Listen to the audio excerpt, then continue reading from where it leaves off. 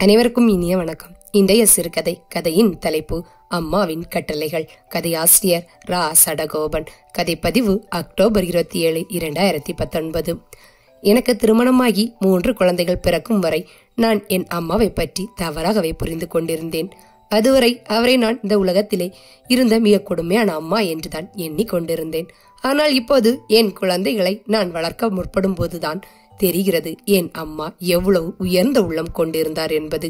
எங்கள் அப்பா எங்களையெல்லாம் தவிக்க விட்டுவிட்டு சிறு வயதிலே இறந்து போன போது குடும்பத்தின் முழு சுமையையும் என் அம்மா தான் தன் தோளில் தூக்கி போட்டு கொண்டார். நாங்கள் மொத்தமாக 5 பிள்ளைகள், 3 பெண்கள், 2 ஆண்கள். எனது அப்பா ஒரு தமிழ் வாத்தியாராக இருந்த ஒரு சிறந்த ஆசான், தர்மவான், பண்பாளர் என்று பேரும் புகழையும் சம்பாதித்தோரேன்றி எங்களுக்கென எந்த சொத்தையும் விட்டு செல்லவில்லை. அவர் இறந்ததும் எங்களுக்கு இருந்த சொற்ப வருமானமும் இல்லாமல் போய் மேலும் மேலும் வறுமையில் தள்ளப்பட்டோம்.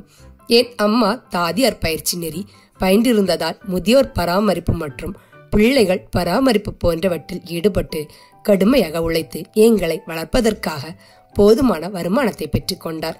அதனால் எங்களை வளர்ப்பதில் மிக கண்டிப்புடன் இருந்தார். மற்ற பிள்ளைகள் ஐஸ்கிரீமும் சாக்லேட்டும் கேட்டு வாங்கி தின்றபோது எங்கள் வாய்களில் கடலை கொட்டையையும் தானிய உருண்டைகளுமே அள்ளி திணித்தார். அவற்றில் கூட இனிப்பு குறைவாகவே போடப்பட்டிருக்கும். எல்லா பிள்ளைகளும் கொக்கோ கோலா, பேண்டா, மிரண்டா என்று குலுக்கி குலுக்கி நுரை பொங்க குடித்த போது அவையெல்லாம் நச்சு என்று ஒதுக்கி தள்ளிவிட்டு எங்களுக்கு மட்டும் பசும்பாலை கெட்டியாக காய்ச்சி குடி குடி என குத்தாமல் குத்துவார். இது எனக்கு மட்டுமல்ல, என் தம்பி தங்கச்சிகளுக்கும் அப்படிதான். எங்கள் அம்மா நாங்கள் எனக்கு போனாலும் அத்தனை அவதானித்து எங்கள் நடமாட்டங்களை அவர் கண்ணுக்குள்ளேயே வைத்திருப்பார். எங்களை அவர் சங்கிலி போட்டு கட்டி வைத்திருந்தார் போலவே நாங்கள் உணர்ந்தோம். நாங்கள் 1 மணி நேரத்திற்கு வெளியே நண்பர்களை பார்க்க போய்விட்டு வருகிறோம் என்றால் அது கட்டாயம் 1 மணி நேரமாக மட்டுமே இருக்க வேண்டும். 1 மணி நேரம் முடிந்து 1 நிமிடம் தாண்டினால் கூட அதற்கு பதில் சொல்லியே ஆக வேண்டும். நாங்கள் எப்போதும் அம்மாவுக்கு பிடித்ததை மட்டுமே செய்தோமே என்று ஒருபோதும் எங்களுக்கு பிடித்ததை செய்ய முடிந்ததில்லை. நாங்கள் ஏதும் தவறு செய்தால் முதுகு தோலை உரித்து உப்பு கண்டம் போட்டு விடுவேன் என்று மிரட்டுவார். அப்பா இறந்த பின்னர் அவர் இடுப்புக்கு கட்ட பயன்படுத்திய ஒரு தடித்த தோலான இடுப்பு பட்டியை உருண்டையாக சுருட்டி முன்னறையில் கதவுக்கு பக்கத்தில் ஒரு ஆணி அடித்து எங்கள் கண்களில் படும்படி வைத்திருந்தார். அதை எடுத்து எங்கள் முதுகில் அடித்தால் எங்கள் முதுகு தோல் உரிந்து விடும் என்ற பயம் எப்போதும் எங்களுக்கு இருந்து கொண்டே இருந்தது. ஆனால் நல்ல வேளையாக அதனை பயன்படுத்தும் சந்தர்ப்பத்தை அவருக்கு நாங்கள் வழங்கவே இல்லை. நாங்கள் ஒவ்வொரு நாளும் குளித்து முகங்கால் கை கழுவி சுத்தமாக இருக்க வேண்டும் என்பதில், சுத்தமான சலவை செய்த ஆடை அணிகள் அணிய வேண்டும் என்பதிலும் கண்டிப்பாக இருந்தார். அவருக்கு தையல் கலை தெரிந்திருந்ததால் அவர் தைத்த துணிகளை நாங்கள் எப்பொழுதுமே அணிந்தோம். அதனால் நாங்கள் விதவிதமாக அணிய முடியவில்லையே என்ற ஆசை அடக்கிக் கொள்ள வேண்டியிருந்தது. அவர் தன் வருமானத்தை மிச்சம் பிடித்து மிக சிக்கனமாக வாழ வேண்டியிருந்ததாலேயே அப்படி செய்தார் என்பது எங்களுக்கு விபரம் தெரிய வந்த பிறகுதான் புரிந்தது.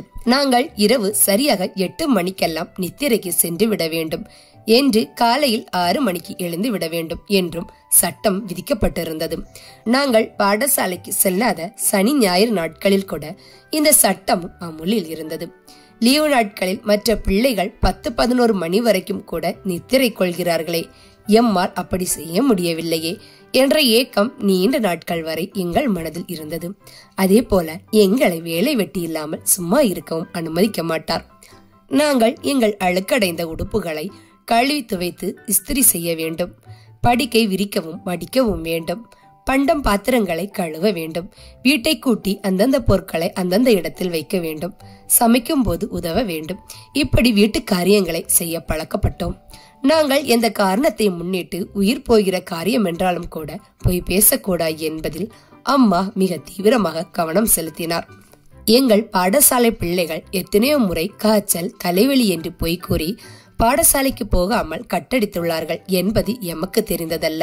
ஆனால் நாங்கள் எங்கள் வாழ்நாளில் ஒரு தடவை கூட அப்படி சொல்லி பாடசாலைக்கு போகாமல் இருந்ததில்லை. இதனை எங்கள் மனதில் அழுத்தி பதிய வைப்பதற்காக நான் சொல்வதெல்லாம் உண்மை, உண்மை, உண்மை, உண்மையை தவிர வேறொன்றுமில்லை என்று எங்கள் கைகள் பைபிளை கொடுத்து சத்தியம் செய்து வாங்கி கொண்டார்.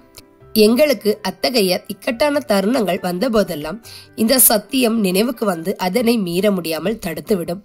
அம்மா அவர் பிள்ளைகளான 5 பேர்களிடமிருந்தும் அளவற்ற அக்கறை கொண்டிருந்தாலும் தனது 3 பெண் பிள்ளைகளில் பாதுகாப்பில் கண்ணும் கருத்துமாக இருந்தார்.